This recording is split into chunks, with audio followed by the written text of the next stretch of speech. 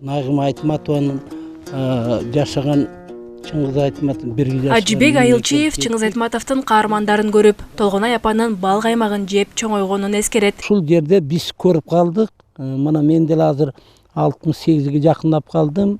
Ушул жерде алмадын жеп, ушул жерден чоңоюп, ушул жерде ойноп жүргөнүбүздү биз бала кезде көп эле Толгонай апанын колунан жегенибизди сыймыктанабыз. Чыңгыз Айтматовдун биринчи жолу Саманчын жол деген кинофильм тартылганда айрыбыздагы ошол ашыра үйүнө коюп дарбазасынан киргенде баарыбыз жапырт көрүп, Толгонай апа өзү да катышып, өзү да ошо кинодогу Толгонайды көрүп сыймыктанып биз эч качан унута албайбыз. Ажибек Айылчиев Чыңгыз Айтматовдун жана Роза Айтматованын эскерүүлөрүндө айтылган жиде айылына байланыштуу окуялар менен бөлүштү. Ал киши да, анын карындашы да биз жиде айыл менен сыймыктанабыз. Анткени экинчи кичи мекенибиз жиде айыл деп дайым эскерүүлөрүндө документалдык дайыма эскерүүнү ошону айткан. Мына азыр биз турган жер сол жакта Саманчын жолу аттуу повестиндеги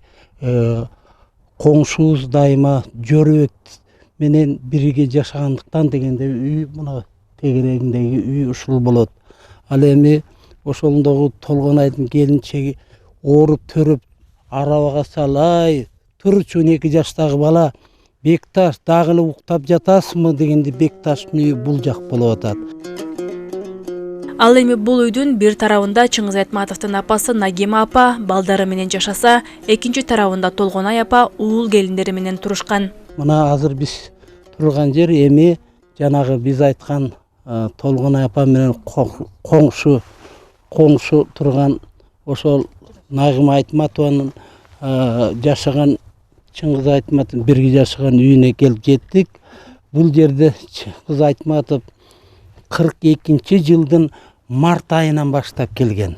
Анткени ага чейин алар мурунку ошо Киров районунда жашаганда бул жердин Толгонайдын күйөө баласы башкарма Итибай Абдылдаев сунуш киргизип туруп, биздин айылда ошол бир жетишпегендиктен эсеп кысап, ошол жерден сураныч кылып туруп, ошол жерге келгенде эшиги бүгүн жабык болуп турат.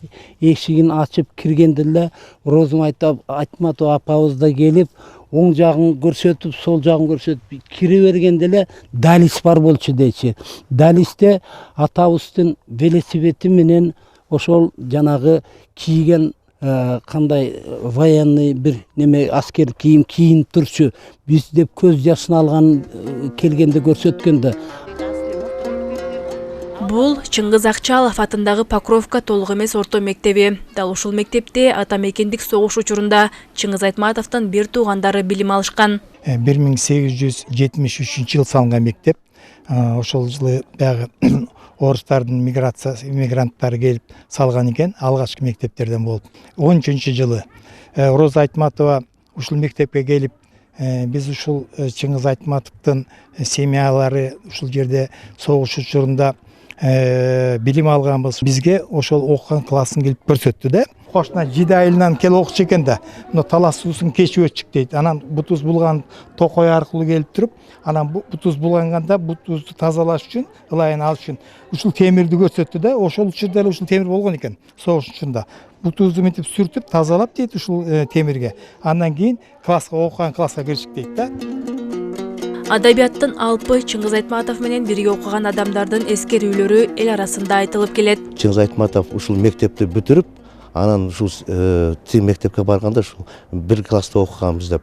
Ал ушул даже мына жаңагы ал кезде жаңа редколлегия деп коет го мектепте. Ушул член редколлегия болуп туруп сүрөт салатым дейді. Ушундай жаңагы колючка, ежик дегендер ушундай немелерди плакаттарды выпускать этет экен.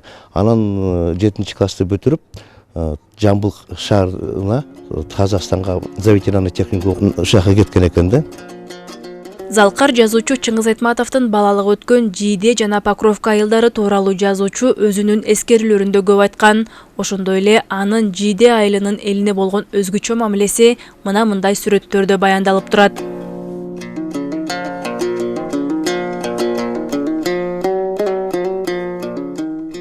Айжамал Байырбек кызы, Калмурат Мейманбеков, Эркинай Жумабекова, Манас району.